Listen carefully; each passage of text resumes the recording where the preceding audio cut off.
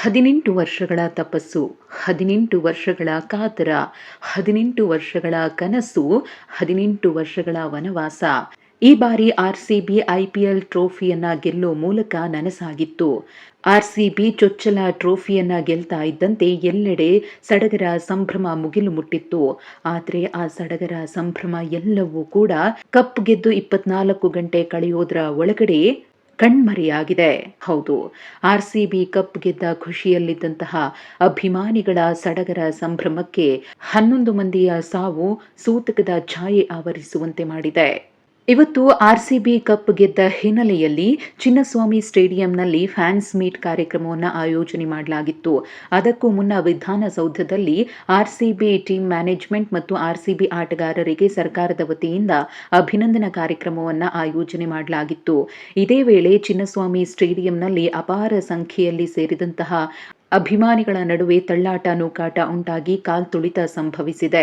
40,000 ಸಾಮರ್ಥ್ಯದ ಚಿನ್ನಸ್ವಾಮಿ ಕ್ರೀಡಾಂಗಣದಲ್ಲಿ ಸುಮಾರು 60,000ಕ್ಕೂ ಅಧಿಕ ಆರ್‌ಸಿಬಿ ಅಭಿಮಾನಿಗಳು ಜಮಾಯಿಸಿದ್ರು. ಇದರಿಂದಾಗಿನೇ ನೂಕುನುಗ್ಗಲು ಉಂಟಾಗಿ ಕಾಲ್ತುಳಿತ ಸಂಭವಿಸಿ ಈ ಕಾಲ್ತುಳಿತದಲ್ಲಿ 11 ಮಂದಿ ಸಾವನ್ನಪ್ಪಿದ್ರೆ ಇನ್ನೂ ಅನೇಕರು ಗಂಭೀರವಾಗಿ ಗಾಯಗೊಂಡು ಆಸ್ಪತ್ರೆ ಪಾಲಾಗಿದ್ದಾರೆ. ವೈದೇಹಿ ಆಸ್ಪತ್ರೆಯಲ್ಲಿ 7 ಮಂದಿ ಮೃತಪಟ್ಟಿದ್ರೆ ಬೌರಿಂಗ್ ಆಸ್ಪತ್ರೆಯಲ್ಲಿ 4 ಮಂದಿ ಉಸಿರು ಚೆಲ್ಲಿದ್ದಾರೆ.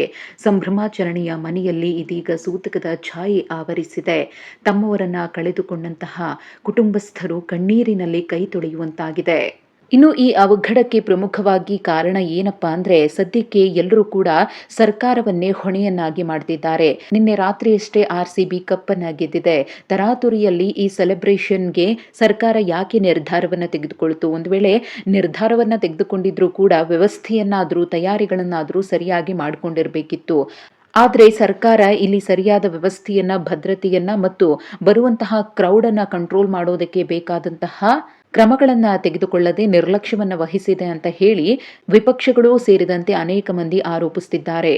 ಹಾಗೆಯೇ ಚಿನ್ನಸ್ವಾಮಿ ಸ್ಟೇಡಿಯಂಗೆ ಎಂಟ್ರಿ ಫ್ರೀ ಇತ್ತ ಅಥವಾ ಟಿಕೆಟ್ ಅನ್ನ ಖರೀದಿ ಮಾಡಿ ಒಳಗಡೆ ಎಂಟ್ರಿಯನ್ನ ಕೊಡಬೇಕಿತ್ತ ಅನ್ನೋದ್ರ ಬಗ್ಗೆಯೂ ಕೂಡ ಗೊಂದಲ ಇತ್ತು. ಹಾಗಾಗಿ ಕೆಲವು ಮಂದಿ ಟಿಕೆಟ್ ಅನ್ನ ಪರ್ಚೇಸ್ ಮಾಡೋದಕ್ಕೆ ಕ್ಯೂನಲ್ಲಿ ನಿಂತಿದ್ರು. ಇನ್ನು ಕೆಲವು ಮಂದಿ ಫ್ರೀ ಇದೆ ಅಂತ ಅಂದ್ಕೊಂಡು ಬಂದಿದ್ರು. ಹಾಗಾಗಿ ನಾವು ಒಳಗಡೆ ಹೋಗಲೇಬೇಕು ಅಂತ ಹೇಳಿ ಒಂದಷ್ಟು ಮಂದಿ ನಿರ್ಧರಿಸಿದ್ರಿಂದ ಕಾಂಪೌಂಡ್ಗಳನ್ನ ಹತ್ತೋದು, ಬ್ಯಾರಿಕೇಡ್ಗಳನ್ನ ಕಿತ್ತೆಸೆಯುವಂತಹ ಕೆಲಸವನ್ನ ಮಾಡಿದ್ದಾರೆ. ಇದರಿಂದಾಗಿ ಅತಿ ಹೆಚ್ಚಿನ ಸಂಖ್ಯೆಯಲ್ಲೇ ನೂಕುನುಗ್ಗಲು ಸಂಭವಿಸಿತ್ತು. ಇನ್ನು ಗೇಟ್ಗಳನ್ನ ಏಕಾಏಕಿ ಓಪನ್ ಮಾಡಿದ್ದು ಕೂಡ ಇಲ್ಲಿ ಕಾಲ್ತುಳಿತಕ್ಕೆ ಕಾರಣ ಅನ್ನೋ ಆರೋಪ ಕೇಳಿ ಬರ್ತಾ ಇದೆ. ಗೇಟ್ ನಂಬರ್ 12 ಮತ್ತು ಮತ್ತೆರಡು ಗೇಟ್ಗಳಲ್ಲಿ ಜನರನ್ನ ಕಂಟ್ರೋಲ್ ಮಾಡೋದಕ್ಕೆ ಪೊಲೀಸರ ಕೈಯಿಂದ ಸಾಧ್ಯವಾಗಿಲ್ಲ. ಬ್ಯಾರಿಕೇಡ್ಗಳನ್ನ ತಳ್ಳಿ ಜನರು ಸ್ಟೇಡಿಯಂ ಒಳಗಡೆ ಹೋಗೋದಕ್ಕೆ ಪ್ರಯತ್ನ ಪಟ್ಟಿದ್ದಾರೆ. ಇದರಿಂದಾಗಿ ನೂಕುನುಗ್ಗಲು ಉಂಟಾಗಿ 11 ಮಂದಿ ಪ್ರಾಣವನ್ನ ಕಳ್ಕೊಂಡ್ರೆ ಹಲವು ಮಂದಿ ಗಾಯಗೊಂಡಿದ್ದಾರೆ. ಇನ್ನು ವಿಧಾನಸೌಧದಿಂದ ಚಿನ್ನಸ್ವಾಮಿ ಸ್ಟೇಡಿಯಂವರೆಗೂ ಕೂಡ ವಿಕ್ಟರಿ ಪರೇಡ್ ಇತ್ತು. ಆದರೆ ಈ ಕಾಲ್ತುಳಿತದ ಕಹಿ ಘಟನೆ ಸಂಭವಿಸಿದ ಹಿನ್ನೆಲೆಯಲ್ಲಿ ಆ ಕಾರ್ಯಕ್ರಮವನ್ನು ಕೂಡ ಕ್ಯಾನ್ಸಲ್ ಮಾಡಲಾಯಿತು. ವಿಧಾನಸೌಧದಲ್ಲಿ ಅಭಿನಂದನೆಯನ್ನ ಸರ್ಕಾರದ ವತಿಯಿಂದ ಸ್ವೀಕರಿಸಿದಂತಹ ಆರ್‌ಸಿಬಿ ಆಟಗಾರರು ಚಿನ್ನಸ್ವಾಮಿ ಸ್ಟೇಡಿಯಂಗೆ ಬಂದು ಒಂದು 10 ನಿಮಿಷಗಳ ಕಾಲ ಚಿನ್ನಸ್ವಾಮಿ ಸ್ಟೇಡಿಯಂನಲ್ಲಿ ಅಭಿಮಾನಿಗಳಿಗೆ ಧನ್ಯವಾದವನ್ನ ಸಲ್ಲಿಸಿ ಅಲ್ಲಿಂದ ತೆರಳುತ್ತಾರೆ. ಇನ್ನು ಕಾಲ್ತುಳಿತದಲ್ಲಿ ಆರ್‌ಸಿಬಿ ಅಭಿಮಾನಿಗಳು ಮೃತಪಟ್ಟ ಹಿನ್ನೆಲೆಯಲ್ಲಿ ಸಿಎಂ ಸಿದ್ದರಾಮಯ್ಯ ಮತ್ತು ಸಿಎಂ ಡಿಕೆ ಶಿವಕುಮಾರ್ ಅವರು ಕೂಡ ಆಸ್ಪತ್ರೆಗೆ ಭೇಟಿ ಕೊಟ್ಟು ಪರಿಶೀಲಿಸಿ ಘಟನೆಯ ಬಗ್ಗೆ ಮತ್ತು ಮೃತಪಟ್ಟವರ ಬಗ್ಗೆ ಮಾಹಿತಿಯನ್ನ ಕಲೆ ಹಾಕಿದ್ದಾರೆ. ಅಧಿಕ ಸಂಖ್ಯೆಯಲ್ಲಿ ಜನ ಸೇರಿದ್ದೇ ಈ ಅನಾಹುತಕ್ಕೆ ಕಾರಣವಾಯಿತು ಅಂತ ಹೇಳಿದ್ದಾರೆ. ಹಾಗಾಗಿನೇ ವಿಕ್ಟರಿ ಪರೇಡ್ ಅನ್ನ ಕೂಡ ನಾವು ಕ್ಯಾನ್ಸಲ್ ಮಾಡಿದ್ವಿ. ಜನರನ್ನ ಕಂಟ್ರೋಲ್ ಮಾಡೋದಕ್ಕೆ ಸಾಕಷ್ಟು ಪ್ರಯತ್ನವನ್ನ ಪಡಲಾಯಿತು, ಆದರೆ ಸಾಧ್ಯವಾಗಲಿಲ್ಲ. 1 ಗಂಟೆ ಕಾರ್ಯಕ್ರಮವನ್ನ 10 ನಿಮಿಷಕ್ಕೆ ನಾವು ಮುಗಿಸಿದ್ದೇವೆ ಅಂತ ಮಾಹಿತಿಯನ್ನ ನೀಡಿದ್ದಾರೆ. ಆದ್ರೆ ಏನೇ ಹೇಳಿ, ಇದಂತೂ ದೊಡ್ಡ ದುರಂತವೇ ಸರಿ. ಕಪ್ ಗೆದ್ದಾಗಿನಿಂದ ಇದ್ದಂತಹ ಸಡಗರ, ಸಂಭ್ರಮಾಚರಣೆ, ಖುಷಿ ಎಲ್ಲವೂ ಕೂಡ ಸಂಪೂರ್ಣವಾಗಿ ಸರ್ವನಾಶವಾಗಿದ್ದು ಕಣ್ಮರೆಯಾಗಿದೆ.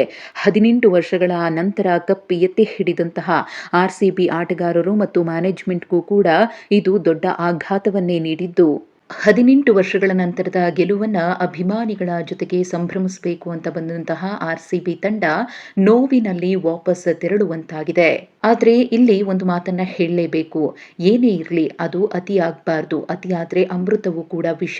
ಅತಿರೇಕದ ಅಭಿಮಾನ ಇವತ್ತು 11 ಮಂದಿಯನ್ನ ಬಲಿ ತೆಗೆದುಕೊಂಡಿದೆ.